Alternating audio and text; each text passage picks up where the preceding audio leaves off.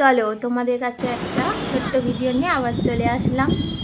আমি এখন অফিসে রয়েছি এবং অফিসে বাইরে বেরিয়েছি। আমার এখন ব্রেক টাইম চলছে, আর এই সুন্দর বিকালে ব্রেক টাইমে দেখলাম বাইরের ওয়েদারটা কত সুন্দর। আজকে মেঘলা মেঘলা আকাশ, ঝোড়ো হাওয়া দিচ্ছে, কি দারুণ লাগছে। আর বেরিয়েই আমি দেখি যে আমার সামনে ঝালমুড়ি হচ্ছে, সেই জন্য ভাবলাম যে চলো একটু ঝালমুড়ি খাওয়া যাক। ওই জন্য দাদাকে বললাম যে একটা দারুণ করে সুন্দর করে ঝালমুড়ি বানাও, এমন সুন্দর ওয়েদারে ঝালমুড়ি খেতে কার না ভালো লাগে। বলে দাদা বানাচ্ছে খুব সুন্দর করে ঝালমুড়ি, আর ওয়েদারটা খুব সুন্দর ছিল।